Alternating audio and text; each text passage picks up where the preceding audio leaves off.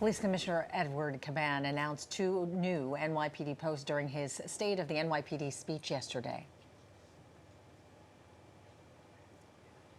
All right, we don't have that soundbite. Neither of those posts are in New York City, but both are key to keeping New Yorkers safe in the most global city in the world. Joining us this morning to provide more insight is the Deputy Commissioner of Intelligence and Counterterrorism, Rebecca Weiner. So good morning to you, Deputy Commissioner. Great to have you here. Good morning. Thanks for having me. This is important, right? Let's begin talking about these 2 new posts in Columbia and Tucson, Arizona. And this is really in an attempt to handle the asylum seeker crisis and how we're seeing it play out, because some are saying that could be bad apples that are coming from some of these regions. So talk about these new posts. So this is part of a program that we've had really for over 20 years. The idea being building relationships, information sharing, going to really the source of the issue is the best way to protect New York City. These 2 new posts are born out of the recognition that we've got some really important challenges coming at us from across the border into New York City. And yes, the migrant crisis is part of it. It's also about transnational criminal organizations, fentanyl crisis, drug trafficking, cartels, gangs, anyone who could be exploiting the movement of people across our borders to create a public safety risk in New York City. After you saw what happened just yesterday with the 5 asylum seekers attacking NYPD officers, some may ask, does this new unit actually help with something like this? So this new unit is really trying to get at the roots of issues and organizations. For instance, the presence of a really violent and virulent Venezuelan gang born out of prisons called Tren de Aragua.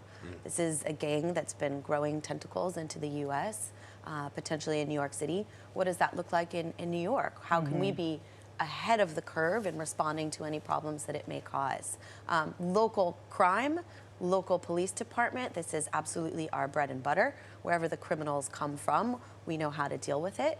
But there's a lot that's coming from a more international context, and that's where we really need the forward deployed officers to help us have the same kind of granular, real-time understanding of what's happening here in our city that we can get from overseas. Can you talk about the locations and how you selected Tucson, Arizona, along with Bogota, Colombia? What exactly about Tucson was it? So 2 things. First, we've got a great relationship with the Colombian National Police for years. And if we looked at the map of our international liaison posts, we have 14 officers deployed around the world. There was a gap in South America. So this is something that we've been considering even before the pandemic, even before the migrant crisis. So it's about relationships first and foremost. That is something that we really accelerated post-pandemic, now with the migrant situation, with fentanyl, with the DTOs that I talked about. So that's also where Ameripol sits, which is an international police consortium. We've got officers at Interpol and at Europol. So it's a great place for us. Good relationships, easy seat, regional jurisdiction. Tucson Customs and Border Protection has a state-of-the-art interagency facility on the border, dealing with cartels, dealing with fentanyl, dealing with the migrant issue as well. And that seemed like an obvious place for us. And really important to note, these programs are funded, supported by our police foundation, New York City Police Foundation, and they work in concert with federal law enforcement, not just local to local, although that's a key part of it. But in Tucson, we're going to be working with federal, state, and local actors, and it's going to be a great post. So how much different is this than the international liaisons you already have in place in places like Tel Aviv? It's in some ways quite the same. The relationships, the information sharing, the awareness, the intelligence, building that really good on-the-ground understanding of what's happening. In some ways, it's different. The challenges, the threats, the problems that we're going to be day-to-day dealing with, different from Tel Aviv, where terrorism is the primary focus and has been for some years. So the liaisons, they go where the crime is, they go where the problems are, and that's what they're helping us anticipate and protect in our city. So those are the 2 new posts I want to talk about, but there's also this other wing. While we have you, I want to talk about extremists and propaganda. We hear a lot about that.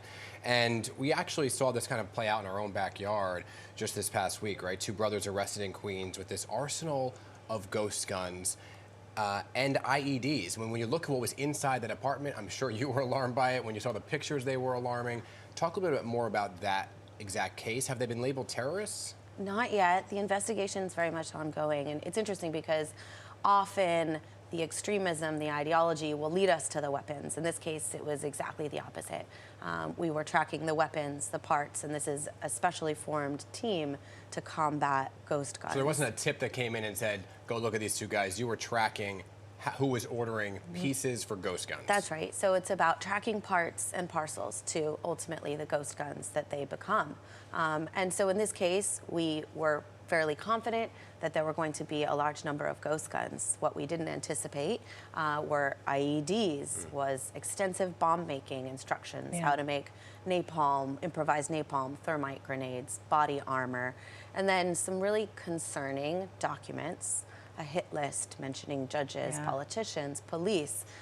So this is something we're tracking very closely, particularly in the lead up to the coming election. Anti-government extremism, conspiracy theory-driven extremism, which has been on the rise, and an interesting example of how people are taking little bits and pieces from different ideologies, combining it with some really concerning tactics. 8 IEDs, 9 pyrotechnics, a lot. Can you explain then, after something like that happens, how you deploy your unit?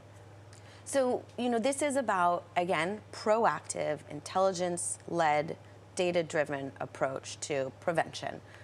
Ideally, as in this case, the team finds the components, they find the weapons, they find the perpetrators before there's a public safety. And so, we don't know a lot about this case yet. There's a lot of concerning threads that we're going to knit together. But we do know that because of the work of the detectives and RDAs, this is, New Yorkers are safer. Yeah. Do you believe that those two, because they haven't been labeled terrorists, but are they part of a larger network, or you believe they were acting just the two of them? We believe so far we don't see any indications of a larger network. This seems to be lone actors being the predominant threat in the terrorism context that we've been seeing in New York City for some time. Well, great police work tracking that down and finding those two before anything real serious happened. Thank you. Thanks for coming in. Appreciate Pleasure. your time. Thanks for having me. All right. All right.